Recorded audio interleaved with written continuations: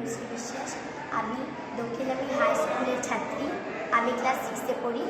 আমার সহপাঠীরা আমার সাথে এই যে এগ্রিকালচার একটা কাজ করেছি আমরা, তো ওই কাজে সাহায্য করেছে। ওর নাম দিয়া মজুমদার, ওর নাম প্রীতম দাস। তো আমরা আজকে কথা বলবো farming house made of agriculture. তো আমরা এটা একটা কৃষকের ঘর। এটা একটা কৃষকের ঘর ক্ষেত থেকে অনেকটা দূর না, মোটামুটি দূর আছে। এখানে গোয়াল ঘরে গরু আছে, ঘাস খাচ্ছে, গরু মাত্র রেখে গেছে। তারপর এখানে আছে একজন কৃষক গরু চাষ করতে নিয়ে যাচ্ছে। আমরা আজকে কথা বলবো বর্ষাকালে আমরা কি চাষ করেছি আর গ্রীষ্মকালে কি চাষ করেছি। আমরা গ্রীষ্মকালে চাষ করেছি ধান খেতি করেছি গ্রীষ্মকালে, তারপরে মূলাও করেছি গ্রীষ্মকালে।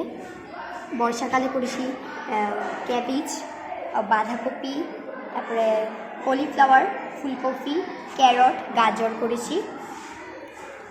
আর তারপরে এই কৃষক এখানে জল দিচ্ছে। তারপর এখানে আছে, আমরা এখানে মূলা উঠিয়ে ফেলছি। মূলা কিছুটা উঠিয়ে বাজারে বিক্রি করা হয়ে গেছে, আর কিছুটা উঠানো হচ্ছে। তারপরে এখানে কলিফ্লাওয়ার আছে, কয়েকটা আমরা বাজারে বিক্রি করে দিছি, আর কয়েকটা আছে উঠিয়ে তারপরে বিক্রি করব। এখানে ক্যাবেজ, বাঁধাকপিও আমরা কিছুটা উঠিয়ে দিছি আছে, তারপর উঠাবো কয়েকদিন পরে উঠাবো। ক্যারটও উঠাবো আর কয়েকদিন পরে, ক্যারটটাও হচ্ছে। আর বড় হয়ে গেছে ক্যাবেজগুলো, ক্যারটগুলো, ক্যাবেজ, তারপর কলিফ্লাওয়ার সবগুলোই বড় হয়ে গেছে। ধান পেকে গেছে, ধানও উঠাতে হবে।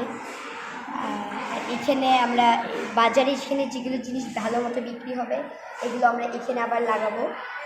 দেখা যাক এখানে বিক্রি ভালো মতো কী হয়। তারপরে গরু এখানে ঘাস খাচ্ছে, গোয়াল ঘর।